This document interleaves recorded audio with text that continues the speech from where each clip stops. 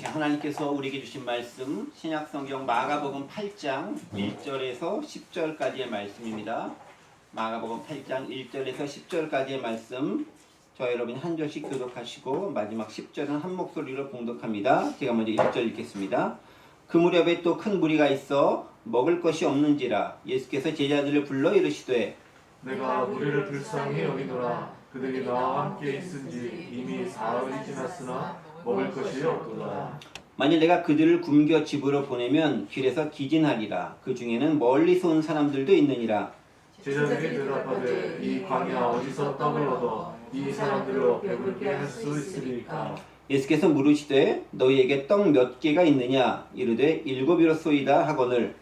예수께서 무리를 명하여 땅에 앉게 하시고 떡 7개를 가지사 축사하시고 떼어 제자들에게 주어 나누어 주게 하시니 제자들이 무리에게 나누어 주더라. 또 작은 생선 2마리가 있는지라 이에 축복하시고 명하사 이것도 나누어 주게 하시니 배불리 먹고 남은 조각 7 광주리를 거두었으며 사람은 약 4,000명이었더라. 예수께서 그들을 흩어 보내시고 곧 제자들과 함께 배에 오르사 달마누다 지방으로 가시니라. 아멘. 네. 오늘 보면 소위 말하는 칠병이어 사건이라고 일컬어지는 그 본문의 말씀을 가지고 함께 은혜를 나누는 그런 시간을 좀 갖도록 하겠습니다.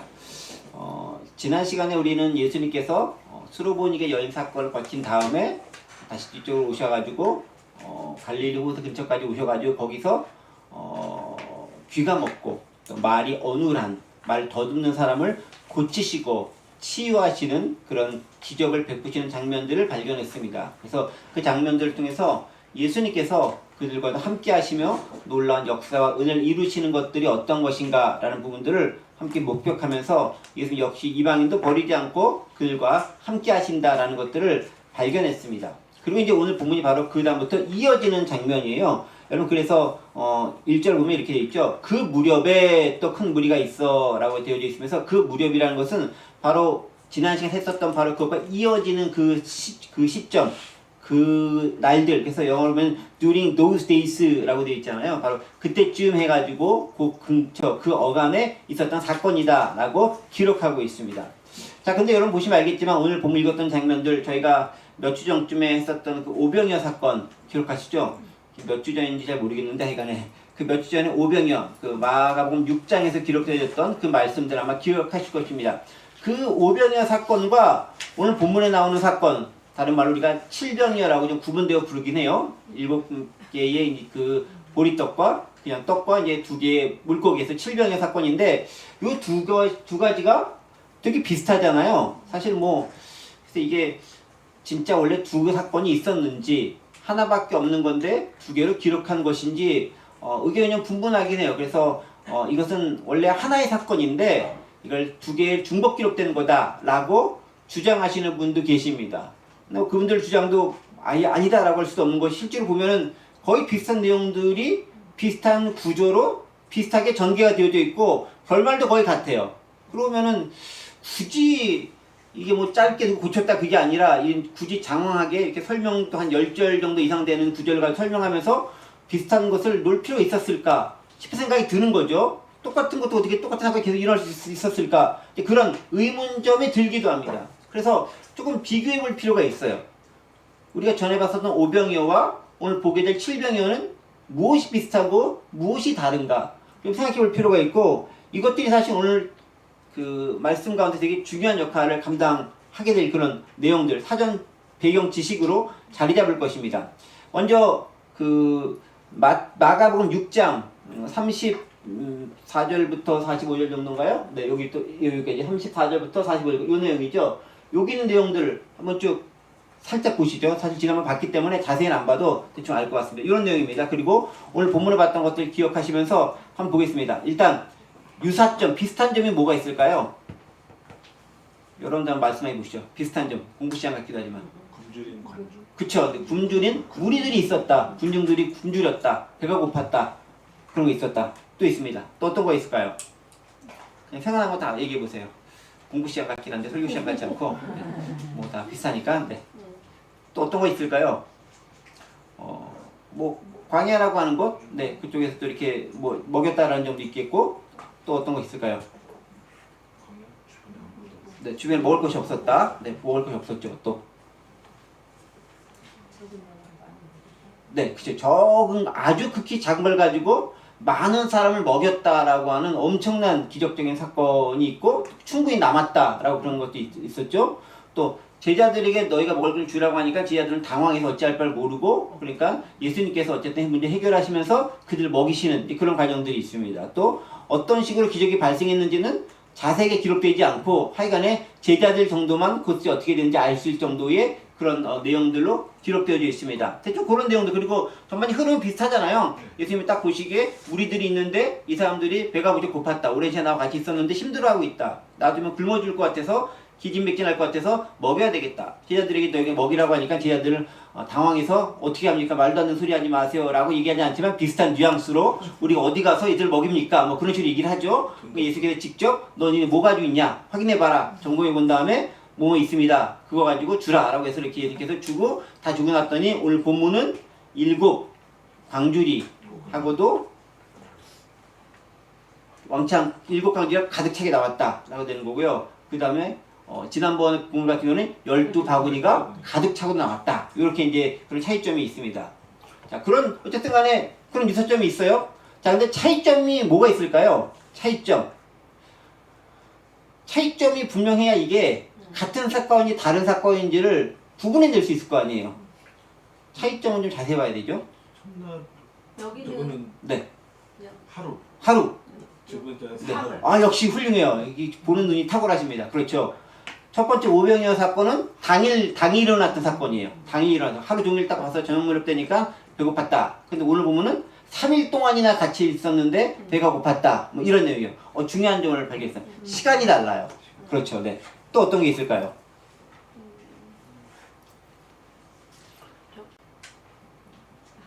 또 어떤 게 있을까요? 여기 멀리 네. 온 사람이 있어요. 멀리서 온 사람들도 있죠. 네, 멀리서 온 사람들도 있습니다. 근데 오병의 사건에는 그런 내용까지는 없어요. 어쨌든 많은 무리가 모였는데 멀리서 얼마나 왔는지 그런 내용은 없어요. 그래서 어쨌든 멀리서 온 사람들이 있다라고 얘기하면 이거 상당히 중요한 부분 가운데 하나예요. 왜 멀리서 왔는가가 되게 중요한 부분들이기 때문에. 자, 또 어떤 것이 있을까요? 숫자에서 차이가 나는 곳이 많이 있죠. 예를 들면 5병이어지만 이거는 7병이요. 그 다음에 또 바구니와 광주리 차이도 있죠. 네, 그 5병이어 사건에서는 12바구니, 7병이어는 7 광주리. 광주리가 훨씬 큰 거라는 거 알고 계시죠? 바구니는 좀 작은 거고 광주리는 사람이 들어갈 만큼 큰 게 광주리입니다. 그러니까 굳이 따지면 오늘 본문에 나오는 광주리가 훨씬 더 크게 많이 남은 거라고 할 수 있는 거예요. 굳이 따지면 이게 별로 중요한 건 아닌데 그렇게 얘기할 수 있습니다. 또 어떤 거 있습니까? 제자들이 돈 얘기를 안 하고 땅만 얘기. 아, 그렇죠. 어떻게 그런 놀라운 것을 발견하시는? 아주 대단하신데요? 200데나리온. 그러니까 야, 그 엄청난 걸 발견했습니다. 그렇죠. 첫 번째 오병이어 사건에서는 돈 얘기를 하죠. 돈 걱정을 합니다. 비용 걱정을 하죠. 오늘 본문에서는 비용 걱정이 아니라 어디서 사야 됩니까? 장소 걱정을 하고 있어요. 살 데가 없습니다. 이 광활한 곳 어디에 상점이 있는 것도 아닌데 마을도 없는데 어떻게 삽니까? 그 걱정하고 있죠. 그 차이를 발견했어요. 훌륭하십니다. 또 어떤 것이 있을까요? 오병이어 때는 나누어 앉히셨는데 네. 여기서 그냥 그 내용은 없는 거예요. 제자들로 하여금 사실 나누도 앉기로 시켰는데 여기서는 예수님 말씀하시니까 바로바로 또 앉게 된 그런 장면들 좀 차이가 있죠. 그럼 몇 가지 차이점들이 계속해서 나타나고 있다라는 거예요. 다르지 않다라는 거죠. 그리고 가장 중요한 차이점이 한 가지 있습니다. 이건 아마 발견하지 못했을 텐데 발견을 못하는 게 당연해요. 왜냐면 아직 본문을 안 읽었거든요. 오늘 본문 말고 마가복음 8장 18절 19절에 보면 이런 구절이 있습니다. 마가복음 8장 18절 19절 여기 있죠? 뭐라고 있습니까? 내가 떡 5개를 5,000명에게 떼어줄 때 조각 몇 바구니를 거두었더냐? 이르되 12린이라. 19절 또 7개를 4,000명에게 떼어줄 때 조각 몇 광주를 거두었더냐? 이르되 7인이다. 예수님께서 명확하게 둘로 나누어 가지고 따로따로 지목해서 이야기하고 있어요. 가장 확실한 증거죠. 2개의 사건이라는 거죠. 내가 5병의 사건도 일으켰고 7병의 사건도 일으켰어. 근데 니네 아직도 몰라? 라고 나중에 꾸짖는 장면 가운데 이 장면이 나옵니다. 즉 다른 점이 나오더라, 차이점이 등장하더라 라는 것입니다. 분명히 다른 사건이고 비슷하면서도 완전히 다르게 기록된 뭔가가 분명히 존재한다라는 것입니다. 그러면 왜 다른 사건, 비슷하지만 조금 다른 이것들을 중복하는 듯이 기록되었을까 하는 점이에요. 이게 이제 우리가 오늘 핵심적으로 파악해야 될 중요한 부분이 아닌가 싶습니다. 어떤 이유일까요? 읽으면서 앞에 분명히 그 5천 명 먹인 네. 기적을 경험했었는데도 그쵸, 불구하고 네. 여기서 다시 그거를 걱정하고 네, 그쵸. 뭐 그쵸, 네. 그런 제자들의 미련하고 이런 발칙하고 어떻게 믿음도 없는 그런 모습을 여전히 반복해서 보이는 그 속상함, 답답함, 우라터진 뭐 이런 모습들도 있겠죠. 그런 모습 분명히 있습니다. 자, 조금 더 본질적인 모습을 좀 살펴보도록 하겠습니다. 지도를 띄워주세요. 지도가 왜 중요한지 아시겠죠? 저희가 왜 지도를 열심히 공부하는지. 네, 지도가 중요해요. 이게 지난번과 또 살짝 다른 그전 지도인데 갈릴리오스예요. 있죠?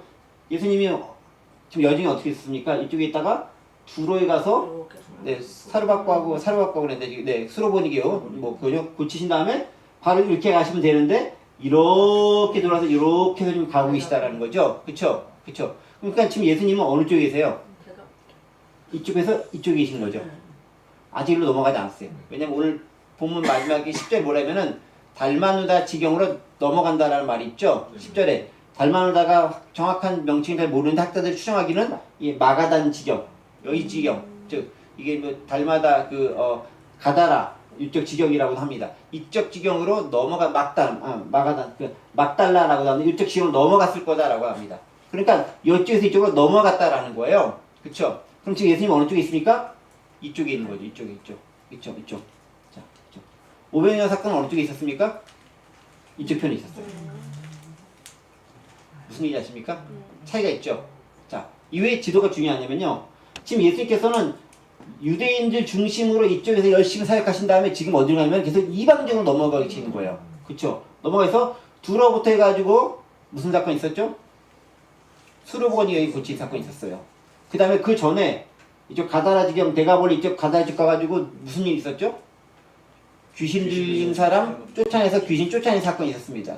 그 다음에 오늘 뭐 다시 또 와가지고 무슨 사건이 있죠? 오병이어와 비슷한 칠병이어 사건이 기록되어 있습니다. 자, 무슨 얘기냐? 이런 얘기죠. 즉 예수님께서는요, 유대인들 이스라엘 지역에 했었던 것들과 똑같은 사역들을 이방 지역에서도 좀 동일하게 행하고 계시는 거예요.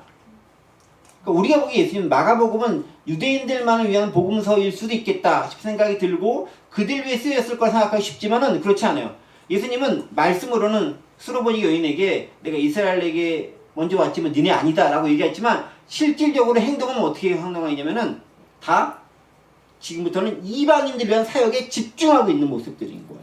그래서 유대인들 이스라엘 지역에 행했던 사건들을 그대로 똑같이 행하고 있는 거예요. 귀신 쫓아낸 거 똑같이 쫓아내고 병자 고친 거 똑같이 고쳐내고 죽였던 것도 살리고 그 다음에 마지막에 뭐합니까? 사람을 먹이시는 엄청난 이적도 똑같이 행하시는 거예요. 무리를 걷는 것도 마찬가지입니다. 여러분 이쪽 바다를 건너가시면서 유대 지역과 이방 지역을 왔다 갔다 경계를 나누시면서 그런 놀라운 이적들을 예수께서 함께 보여주고 계신다라는 거죠. 무슨 얘기입니까? 지금 예수님은 철저하게 이방인을 위한 사역을 감당하고 계시다라는 것들을 발견할 수 있다라는 것입니다. 예수님은 경계를 넘나들면서 실제로 이방인들을 위한 사역을 감당하고 계셨고 그것들을 마가가 아주 주의 깊게 세심하게 보는 사람만이 볼 수 있도록 기록해 놓고 있다라는 거예요. 근데 이건 보이지 않는 사람은 뭘 보는 거예요? 이렇게 지도 같은 거 안 보면은 그걸 알 수가 없는 거예요. 지명을 보면서 봤었을 때 아 그런 부분이 있구나라는 걸 발견할 수 있죠. 예수님은 이방인들을 결코 배척하지 않으신 분이라는 거예요. 오히려 그들의 믿음을 칭찬하고 그들의 믿음을 견고하게 하고 굳건하게 해서 본보기로 삼으시고 그들에게도 구원이 임했다라는 것들을 드러내 주시고 그 모습을 통해서 오히려 유대인 종교 지도자들을 비판하시고 그들의 잘못된 점을 고쳐 나가고자 한다라는 거죠. 그 모습이 이 가운데 들어가 있다라는 것입니다. 그 예수님 철저하게 배제하는 분이 아니라 포용하는 분이다. 그래서 기독교는 사실은 포용의 종교가 돼야 되는 거예요. 다르다고 잘라내버리고 배제하는 것이 아니다라는 거죠. 그들에게도 복음을 전할 수 있어야 된다는 거죠. 그들에게도 고쳐야 된다는 거죠. 그리고 그들에게도 가르칩니다. 그런데 얼마 가르칩니까? 이쪽 쪽에서는 오병이어 때는 하루 가르쳤잖아요. 여기는 며칠 있습니까? 3일간. 오히려 더 많은 시간을, 더 많은 노력을 들여서 그들과 함께하고 있다는 것을 발견할 수 있습니다. 그래서 3일간 예수님과 무리들 함께합니다. 여러분 근데 생각해 보세요. 3일 동안이야 무리들이 예수님을 따라다니고 함께 그 자리에 있었던 거예요. 하루만 있어도 될 것 같은데 얼마나 뭘 많이 싸웠다고. 싸울 것도 없죠. 그 당시 노동자들이 많이 싸워야 하루밖에 더 싸우겠습니까? 또 내가 3일간 숙박하고 올 거야. 수련회 갈 거야. 뭐 이런 마음으로 왔겠어요? 그런 거 아니 그냥 왔는데 3일씩에 있는데 집에 안 가고 있는 거예요. 얼마나 그들이 예수님을 만나고 싶었고 예수님과 교제 나누고 싶었고 말씀을 듣고 싶었고 예수님으로부터 오는 놀라운 은혜를 경험하고 체험하고 싶었는지가 이 가운데 들어가 있다라는 거예요. 내 생업을 포기하고도 대부분의 일일 노동자였을 텐데 그 포기하고 3일간 예수님과 함께 있었던 거예요. 그만큼 예수님을 따랐고 사랑했고 의지했다라는 거죠. 우리는 그럴 수 있는가? 질문해 보는 거죠. 예수님은 그들을 사랑하셨죠. 3일 동안 다른 데도 안 가시고 그들에게 이방인들에게 주로 이방인들에게 가르치셨다라는 거죠. 먼 곳에서 왔다는 게 왜 중요합니까? 이방적 저쪽 멀리서부터 왔다라는 거예요. 굳이 예수님 말씀을 들으러. 그들을 버릴 수가 없는 거고 그들 그냥 돌려보낼 수가 없는 거예요. 사람들의 필요한 영적인 깊은 갈증과 갈망을 가지고 예수님이 찾아왔고 예수님은 그것을 채워주시기 위해서 3일이나 시간을 내서 그들과 함께 더불어 은혜의 말씀을 나눴다라는 거죠. 그리고 그뿐만 아니라 먹을 것도 주시는 거예요. 7 광주리가 남았다는 그만큼 풍성하게 많다라는 거잖아요. 다 그렇게 많이 가져갔다라는 것입니다. 근데 여러분 12바구니나 7 광주리나 그 숫자 자체가 중요한 건 아닌데 이런 상징적인 의미는 있어요. 12와 7이 상징하는 것은 둘 다 완전한 부분들이에요. 그러니까 완전하게 풍성하게 넘치도록 많았다라는 거예요. 결코 부족함이 없었다라는 것입니다. 천국에 대한 상징적인 의미가 이 가운데 들어가 있는 거죠.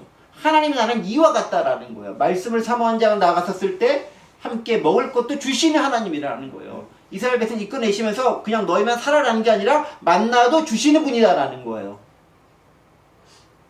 율법이 있는 회막 가운데 그것만 있는 것이 아니라 구름기둥과 불기둥만 있는 것이 아니라 아침과 저녁으로 만나와 맥주라기를 통해 먹이시는 분이 하나님이신 것처럼 예수님도 그와 똑같은 모습을 지금 백성들에게 이스라엘 백성들에게 그리고 이방인들에게 동일하게 보여주고 계신다는 것입니다. 그리고 빈곤에 처한 그들의 상태를 불쌍히 여기시는 예수님의 모습이 여전히 나와 있는 거죠. 예수님은 유대인만 불쌍히 여기는 게 아니에요. 이방인도 역시 동일하게 불쌍히 여기시는 거죠. 왜? 하나님 보시기에 유대인이나 이방인이나 다 하나님의 피조물들인 거예요. 인간들은 우리끼리 막 나누고 내가 달랐고 너는 못났고 네가 조금 나보다 나은 것 같지만 내가 역전할 거면 이렇게 싸우고 경쟁하고 싸우지 하나님 보시기에는 다 자식들인 거예요. 조금 제대로 가는 자식, 조금 어긋나지만 앞으로 제대로 갈 자식, 조금 돌아가지만 한참 시간 걸리지만 그러나 갈 자식 이렇게 나눠질 따름인 거지. 인간들끼리는 내가 또 얼마나 잘했는데 넌 이게 뭐 이렇게 손가락할지 모르겠지만 하나님 보시기에 그냥 다 자식인 거예요. 그러니까 불쌍히 긍휼히 여기는 거죠. 그렇게 불쌍히 긍휼히 여기는 마음, 특히 이방인들 그렇게 여기는 마음 우리는 얼마나 가지고 있는 것인가. 차별과 배제에만 너무 익숙해 있는 것은 아닌가. 눈물이 메마르고 세상 일에 너무 무관심하고 우리끼리만 잘 되는 것에 관심을 갖고 살아가지 않는가를 우리는 반성해 봐야 되는 거죠. 자, 어쨌든 그런 상태를 보시고 예수님께서 말씀하십니다. 그리고 예수님은 저와 여러분의 상태에도 관심을 기울이고 보고 계신다는 거죠. 지금 당장 응답하는 것 같지는 않아 보일지라도 그분은 알고 계신다. 적절한 때에 적절한 방법으로 하나님의 은혜로 뭔가를 허락하시는데 그 은혜를 경험하기 위해서는 때때로 우리 믿음이 필요하다라는 것을 훈련시키는 과정이다라는 거죠. 그게 광야의 과정이었고 그게 예수님의 은혜를 맛본 이들의 상태였다라는 것입니다. 자, 이제 대처 방법이 나옵니다. 배고파서 굶주리는 그들 보면서 예수님께서 좀 막 얘기를 하죠. 사실은 정확하게 명령을 내리는 건 아닙니다. 명령은 딱 한 가지죠. 쟤들을 불러서 이르시되 내가 무리를 불쌍히 여긴다. 상태가 이렇다. 그 정도까지 딱 얘기합니다. 그러니까 제자들이 딱 알아듣고 아 우리들 뭘 하라는 거구나 라고 딱 알아듣고 제자들이 뭘 얘기합니까? 4절 제자들이 대답하되 이 광야 어디서 떡을 얻어 이 사람들을 배부르게 할 수 있겠습니까? 지난번에 봤었던 거 이 200데나리온이나 되는 이 비용이 어디서 나서 먹겠습니까랑 비슷한 맥락인 거예요. 사실 뭐 약간 뭐 돈의 문제냐 장소의 문제냐 이거의 문제지만 결국 맥락 같은 거예요. 우리 할 수 없습니다. 우리한테 그런 거 요구하지 마세요. 저 피곤해요. 당신은 예수님이니까 하시지만 우리는 못하거든요. 시키지 말아주세요. 이런 뉘앙스가 그 안에 깔려있는 거예요. 오늘날로 얘기하면 딱 그거예요. 왜 나한테 이런 거 시키세요? 절 시험하지 마세요. 뭐 이런 의미가 있는 거죠. 이런 뉘앙스가. 제가 너무 적나라하게 얘기하죠. 5절에서 예수님이 얘기하죠. 예수께서 물으시되 너에게 떡 몇 개가 있느냐? 이르시되 7이었소이다. 예수님께서 이쯤 되면 한번 책망도 할만 하잖아요. 너 지난번에 오병이어 사건 때 내가 보여준 거 있잖아. 그거 보면서도 나한테 물어봐 라고 책망하면 한데 이번엔 책망 안 하세요. 그 다음 뭐라 합니까? 바로 떡 몇 개 있니? 이거 모르죠. 너에게 떡이 몇 개 있니? 예수님도 사실 아시는 거예요. 뭐라 합니까? 그런 이적을 제자들이 베풀기는 아직 때가 아니다. 수준이 아니다. 아직 좀 더 익어야 된다. 더 배워야 된다. 더 돼야 된다라는 것을 예수님도 아시는 거예요. 선생님이 모르시겠습니까? 한번 딱 보고 다 할 줄 안다. 다 수제자 돼버리죠. 근데 수제자 되지도 못하죠. 수제자를 읽었던 사람들도 실패하니까. 그렇죠? 예수님도 아세요. 뭐를? 우리가 실패할 거를. 그래서 여기서는 더 이상 뭐라고 하지 않으시는 거예요. 비슷한 방식으로 물으시죠. 너희가 떡 몇 개 있느냐? 가지고 있는 게 뭐냐를 확인해 보십니다.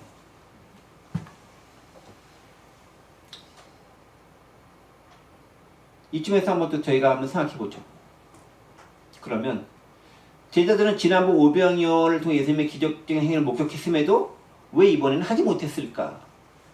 우리가 가장 쉽게 낼 수 있는 답은 이거예요. 믿음이 없어서, 능력이 없어서 가장 모범적이고 가장 쉽게 대답할 수 있는 답변이에요. 그걸로 하나 딱 하면은 모든 걸 퉁칠 수 있는 답변이긴 해요. 근데 저는 그렇게만 답변을 하다 보면은 너무 이렇게 얘기할 것 같아요. 아까 했던 거 비슷한 말로 도대체 저한테 왜 그러세요? 제가 뭐 예수님이에요? 인간인 제가 어떻게 한번 그 딱 벗다고 해서 그걸 똑같이 흉내낼 수 있겠습니까? 라고 저는 항의할 것 같아요. 제 마음은 그렇다라는 거예요.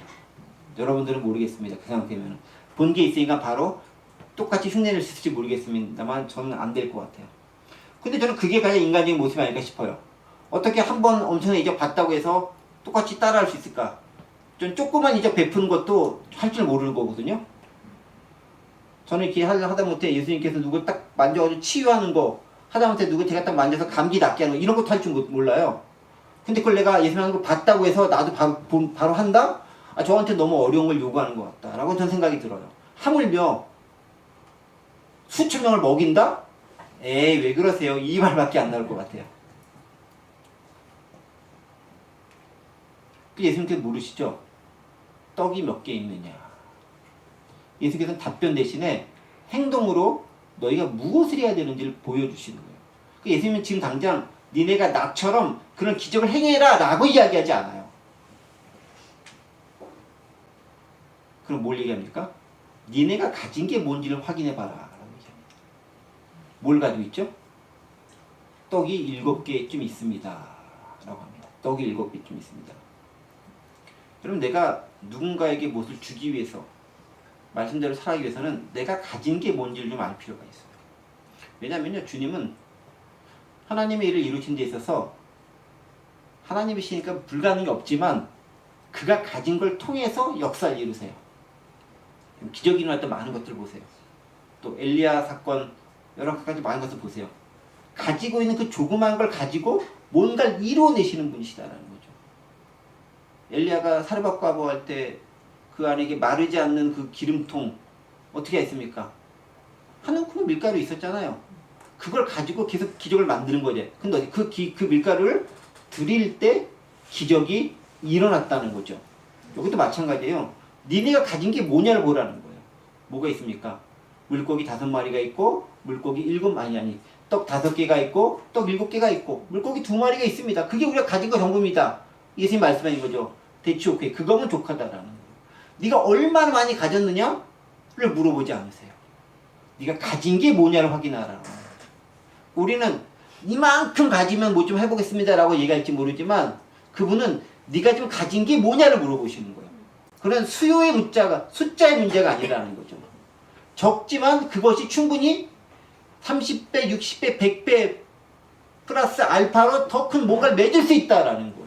지금 그걸 보여주시는 거잖아요. 여러분 오병이어가 수천 명 명구도 7광주리 12바구니가 남았다는 것은 뭐 수백 배 정도가 아니잖아요. 이거는 그보다 훨씬 더 많은 거잖아요. 셀 수 없을 만한 거잖아요. 그렇게 은혜가 펼쳐질 수 있다라는 것입니다. 그럼 우리가 해야 될 게 뭐냐면 내가 가진 게 뭔가라는 것입니다. 두 번째 뭐냐면 네가 가지고 가지고 뭐냐면 그걸 가지고 주님께 나아갈 수 있어야 하는 거예요. 그걸 내가 직접 누구한테 줄 수도 있지만 주님을 통해서 그게 전달될 수 있어야 된다라는 겁니다. 오병이어 사건도 마찬가지죠. 어린아이가 가졌던 그걸 가지고 주님께 갔다가 주님에서 나왔을 때 그것이 놀라운 엄청난 역사가 일어났던 것처럼 이것도 마찬가지입니다. 제자들이 가지고 있었던 제자들인지 물인지 잘 모르겠어요. 막 분만 가지고는 그 7개의 떡이 예수님과 더불어 갔다가 나갔을 때 축사하셨을 때 엄청난 사람이 먹을 수 만큼의 분량으로 확대되었다라는 거죠. 그러니까 우리는 내가 많이 가져야 주겠습니다. 그게 아니에요. 적게 가졌지만 그것이 주님을 통해 들어갔었을 때 놀라운 역사가 이루어질 것을 믿습니다라는 것입니다. 근데 그거는 어떤 것이 필요하면요. 적은 거지만 내가 무언가를 이제 확인하고 주님께 드리고 그것을 통해 사용하겠다라는 그 결단과 자세가 바탕되어져 있어야 되는 거예요. 예수님께서 제자들이 원하는 건 딱 한 가지인 거예요. 그리고 무리에게 원하는 것도 딱 한 가지인 거예요. 너희 작은 것 있어? 나한테 주고 그것을 통해 사는 사람들이 먹길 원해? 그 마음이 있어? 라고 확인해 보시는 거죠.